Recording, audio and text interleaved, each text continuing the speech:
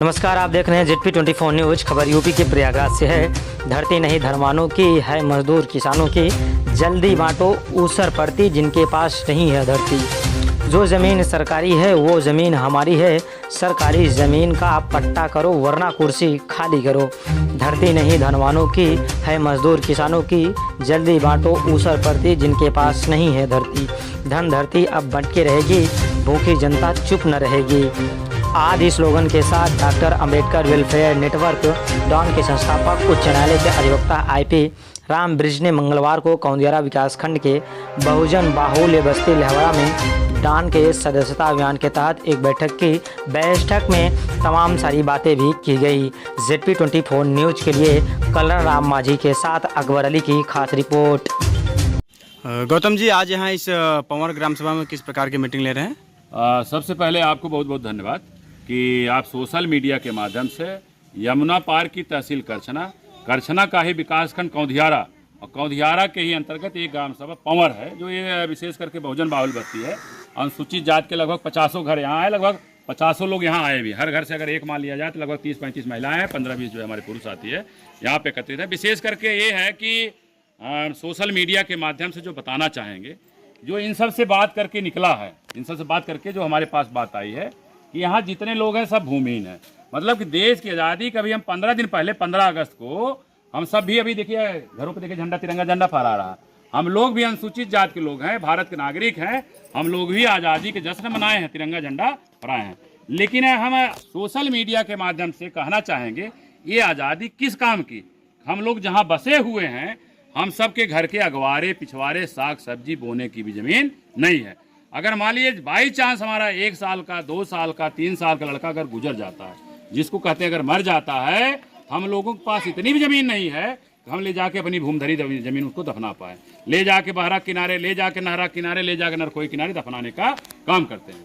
हम आपके social media के माध्यम से बताना चाहेंगे कि माननीय कांसीराम साहब की बचारकी में जो समाज अपना इतिहास नहीं जानता है वो समाज इतिहास नहीं बना सकता है, या जो समाज अपना इतिहास नहीं जानता है वो समाज गूंगा होता है। या हम बहुजन समाज के लोग इस देश की शासक कौमें रही हैं, इस देश की हुक्मरान कौमें रही हैं, इस देश के राजे रजवाड़े रहे।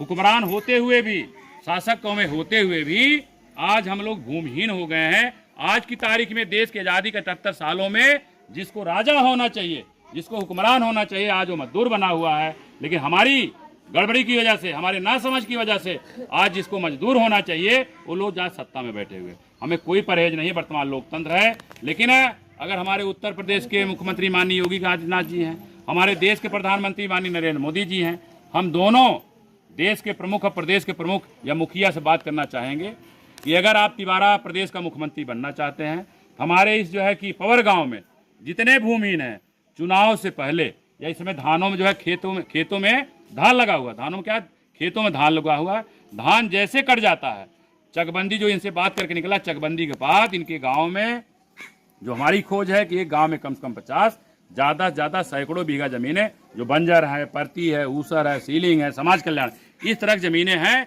चकबंदी जब हुई थी ज़मीनें निकल के आई, क्योंकि हम लोग उस समय निरक्षर थे, अनपढ़ थे, इतनी जानकारी हमारे गार्जियन को नहीं थी। जैसे चकबंदी हो गई, 15 दिन बाद, 20 दिन बाद यहाँ के तथाकथित व्यवस्था के लोग, जिसको हम कहते थे छोटे छोटे जमींदार या छोटे छोटे भूमाफिया, अपने खेतों में ऐसी सरकारी जमीनों को मिला करके आज भी जोत बो रहे हैं। हमसे उनसे कोई तू में नहीं। हम उनके यहाँ जैसे धान बोते हैं, जैसे काटते हैं वैसे धान बोएंगे तो ऐसे काटेंगे। जैसे हम मड़ाई करते हैं उनके खेती बाड़ी का वैसे करें। पंडित जी पाए लागी कराएं, पंडित जी पाए लागी करें, हमसे उससे कोई दुश्मनी नहीं है। लेकिन हम माननीय अपने प्रदेश के मुखिया मुख्यमंत्री जी से कहना चाहेंगे, अपने देश के मुखिया माननीय प्रधानमंत्री जी से कहना चाहेंगे, चकबंदी के दौरान जो सैकड़ों बीघा जमीनें चकबंदी के बाद जो लोग कब्जा किए हैं, उसको जो है चाहे फोर्स लगाकर, चाहे मलेटी लगाकर आप खाली करवाइए।